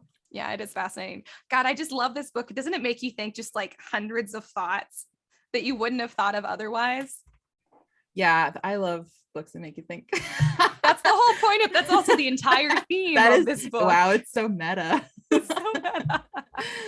Oh, it is. God, I love this book though. Everybody read this book. It's like one where, like, how could you get mad about it? Like, this is just, we can all agree that some of the stuff in here are problems we deal with now. We can all agree they're problems, and maybe we can figure out some of a solution if we all just like talk to each other and be like, you're a reasonably intelligent person, even though you disagree with me. You're a reasonably intelligent person, and we're all relatively moral. We just disagree about some things. I think we could get so far. Well, this book makes me feel hopeful. I think dystopians make me feel really hopeful, even when they're like very ambiguous. You're like, wow, I love it when the society just crushes everyone. It's so no, fun. I'm like, hey, we're not that bad yet. We could be much worse. That's how I feel every time I watch Hoarders. I'm like, I'm not that bad. Yeah, you're like, it could be way worse. Messy. Yeah, that's my favorite reason to watch. Exactly. That's why we. Oh God, it's so true. Yeah. Oh, it's so nice to feel superior. Isn't it? And that's the whole point of what you're talking about. But I think that no. It's just yeah. I don't know. I guess big thoughts. Lots to think about, lots to unpack. There's, I'm sure, a lot more we could say about. Oh yeah. But now for balance, I'm probably going to watch something that's mostly fluff, because I've done a lot of thinking already today, and I've been writing a lot lately, actually. So my brain is like, wow, we are tired of having big thoughts a lot. And I'm like, good job, brain. You need to build your muscles back again, because I just feel like I've been very stupid lately, because I haven't been like really engaging with what I've been reading, and I haven't been writing. So my brain has just been like taking a break, and I'm like, I need you to work harder. But then because I'm an extreme person, I'm like, work really, really, really, really hard, and then I'm exhausted. So not good, Ash. Not good. I'm not good at the tightrope walk. I felt like I made a really good point about humanity being nuanced. And then you're like, well, maybe that's not me. Really, no, it's something I understand as a hypothesis, and putting it into actual practice is like so not my strength at all. I'm like, wouldn't it be great if everybody did this? And like, it's like, how do you do that, Ash? And it's like, haha, I have no idea. Don't ask me. I'm the last person that should be saying anything about it. We're all theoretical, you know. Theoretically, it would be great if this was the case, but yeah, sometimes there are extremes. Sometimes extremes are necessary, honestly. But yeah, because not everything is a thing you can reason through. But I'm gonna take a break and be silly. so that when my brain is like, we're going to rush and do all the other intellectual stuff again, if I could just like have like a baseline like all the time where I do both, that's probably more effective, but it's fine to do it this way too. It's fun to be silly, you know? Yeah, exactly. Go be silly. I love it. Anyways, what was your favorite part of this book? My favorite part, I think, was at the end when he met the guys. Because I'm like, oh, hell yeah. We're doing it. When he met Sophocles and Aristotle. Yeah. Hell yeah, dude. Yeah. So hell great. Yeah. It's just, yeah. I like think that. all of my favorite parts, and this is very strange, were Beatty's speeches. Because I was just like, God, it's so hard. Like usually when I disagree with someone, I'm right away like, I disagree. I'm not even going to hear your points, which is bad because that's not how we solve things. But that's like usually right away. I'm like, I can immediately see all of the fallacies in your logic and I'm not into it. With Beatty, I was like, you're making some very good points. And I know that you're wrong, but you're making them so eloquently. You're like, okay. I'm like, if only you were for good, you could make such an impact because you are using his powers for evil. No. Yes, exactly. But I really enjoyed all of his speeches. Not agreed with, but enjoyed. What about least favorite parts? I was sad when I heard that Clarissa was dead. I don't know. Yeah. Generally, though, I just liked the book. It was so short. It is so short, you guys. This is we talked about it a lot, and this might be a slightly longer episode because of it, just because it makes you think. But this is not a long book, and it's so extremely short. Yeah, if you read it all in one setting, it's even better because I feel like you really get like the flow of the thing. Yeah, I basically read it in 2 sittings, so it's like I did too. Yeah. I think my least favorite part, it might be when Clarice dies also, or no, I think it's when he comes and he finds Millie like overdosed. That was just sad. So sad and horrifying. And then like when like Ray went into like, you know, like how that's like this whole part of society now, I was like, this is crushing and horrible. Very, very sad. What about favorite characters? I think Montag. Montag's pretty cool. I really enjoyed that. I loved the reveal that he's been stealing books for a while. I think it makes so much more sense. Like, because I was starting to think like, okay, is this guy really turning on a dime? He literally went from being the enforcer of the law to I'm going to go against the law. And I was like, this really makes sense. But then I was like, oh, this has been brewing for a while, which I really liked. And so I feel Clarice like says that like, you're different, guy. You look at me when I talk to you. Yeah. He's been a teeny bit different from the beginning. He always has. Yeah. So I like that because it's like he makes sense to me as like a main character for this kind of self-discovery. I agree. I think my favorite character is Clarice because I just love that Luna Lovegood energy. And she's like my role model. I'm like, I wish I could be like you. I feel like I'm a little too get it done, keep moving to really be a Clarice because she's just kind of like taking life as it comes. And I'm like, if I were my best self, I would be like 50% more Clarice energy. So she's just my role model. But honorable mention for Guy, because I agree, such a strong main character. And I think that the most impressive and brave thing somebody can do is change their mind. So I loved seeing that in this character that I have so much respect for. Because I think that we're all afraid to change our minds because like it looks bad and then you have to count for all of the time before and you have to take accountability for being wrong and it sucks and I don't like it and and Guy did it so well. He just didn't even think about the fact that he was really wrong before. He was just like, I'm gonna be right from now on. I love that because you can get so hung up on things that you've done before where you're like, I don't know, lately I've been feeling very inward lately and I've been kind of spiraling, like thinking about every single mistake I've ever made in my life. And if you do that, it was very easy for me to start being like, I'm literally the worst person who's ever lived. But the best you can do is just like be like, okay, I'm starting again now and I'm going to be great from now on. And you know, you're not going to always meet up to that, but you can do your best. You can do your best. So I think that like, that's what he was kind of doing. He was like, well, now I'm on the side of good now. It's true. And I think he's like one of the bravest characters I've ever read for that reason. Not for any of his actions. I think he's very hot-headed and foolish because I think that, well, I don't know, things had to happen the way they did, or else he would have been in the city when it was bombed and all that. But I think that not his stealing the books, not his, you know, fighting Beatty, not his, running from the Hound. I don't think any of that was the bravest thing he did. I just think it was changing his mind and being open to having his mind changed, especially when he was such a very public figure on his side of things. So I think that was just very, very impressive. Least favorite character. Can I say Millie also? Just so disappointed in her. I know, and I feel bad because I feel like there was no chance for her character. Like she was already brainwashed, She was too far gone. She was very much, I feel like, kind of portrayed as too far gone. And Guy tried. He tried so hard to try and like pull her out of that weird like space she was in, and she was just resisting. It just wasn't gonna happen. Yeah. I don't know, probably same, because I was annoyed with her, but I felt bad for her at the same time. I felt bad for her too. It was awful. Her friends weren't great either. I don't know. The government as a figure I also did not like, but he's more like a shadowy character in the back. We hate Big Brother. Can you guys tell I'm libertarian? Feel like it's very obvious because I'm like, government's bad, all of it. Which sides? All the sides. You're literally like I'm an anarchist. People have said that. I'm not an anarchist. I want structure, but I want it decentralized. I can go do that on a different podcast. I'll go on that rant some other time. Well, not on this podcast. You guys don't want it here, but if you guys want my rant, reach out, DM us. I'm happy to. But anyways, we'll do it. I'm happy to do it. Please just give me the chance. I do try not to do it on the pod because that would be obnoxious and it's not what you guys are here for.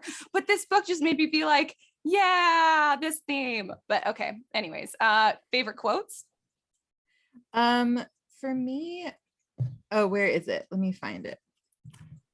Okay, this is when Montag is talking to Faber, and this is his speech about how it's like what the book is about rather than what it just being a book. And I'm just gonna read the paragraph because I love it.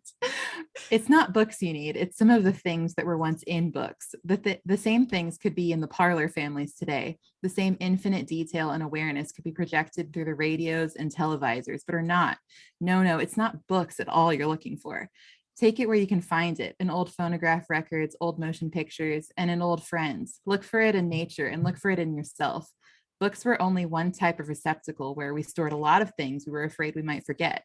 There is nothing magical in them at all. The magic is only in what books say, how they stitch the patches of the universe together into one garment for us.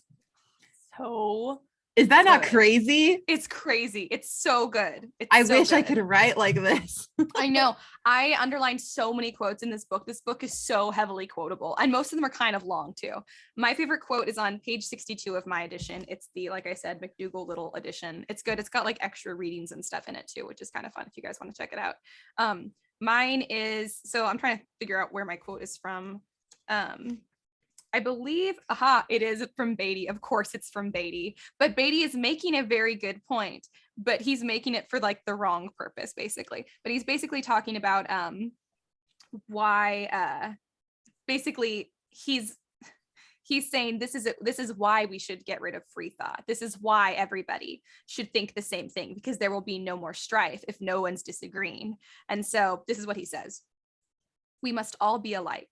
Not everyone born free and equal, as the Constitution says, but everyone made equal. Each man the image of every other. Then all are happy, for there are no mountains to make them cower, to judge themselves against. Wow. I think it's really good. I think a lot of my favorite quotes were from Beatty, because I was like, you make such a good point. And then you just turned around and used it for the wrong thing. You were so close. So close, Beatty. He really chose evil. Like he was right on the line, and he chose evil. Oh my god. How many pinkies would you give this book? I'm gonna give it 4.5. Nice. I'm gonna give it 5 pinkies up, which is not a surprise to anyone here, but 5 pinkies up for sure. You're like, it's my favorite. More, I would give it more. Yeah, it's good. Yeah,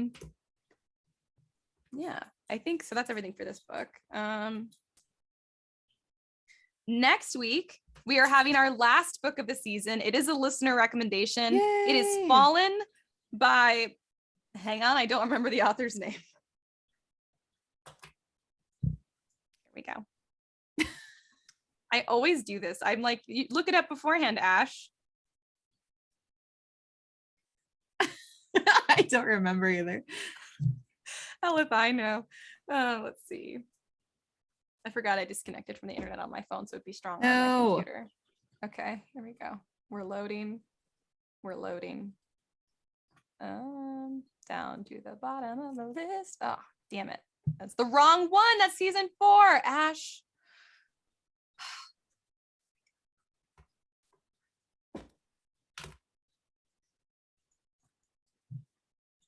Okay. Next episode, we are doing Fallen by Lauren Kate. This was a listener recommendation. I do not remember the name of the person who recommended it, but I will look it up and we will credit them next episode. So thank you to the person who recommended that. We love our recommendations. And that book will finish out season 3 of that Pretentious Book Club.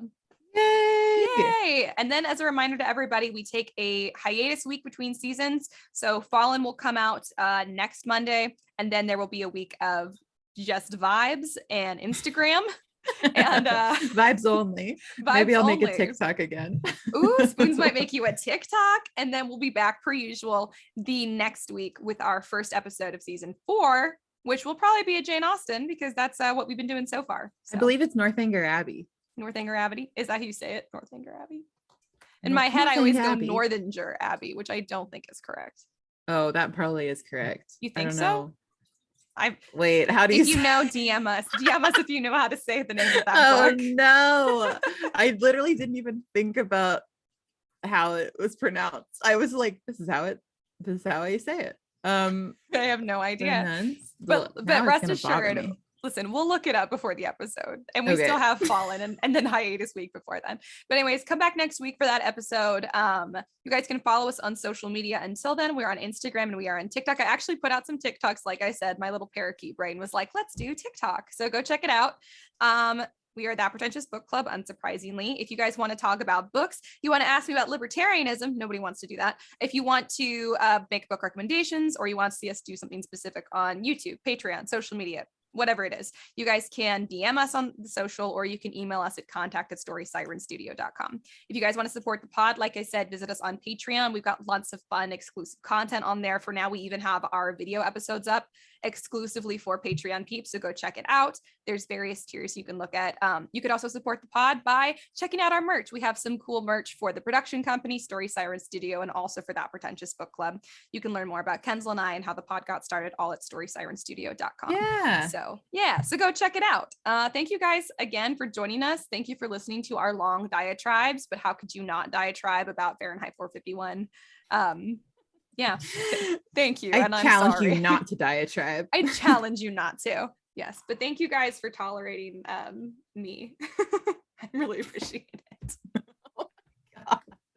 Anyways, we'll see you guys next week. And until then, keep your teacups full. Your pinkies high. And your book club. Pretentious. Yay!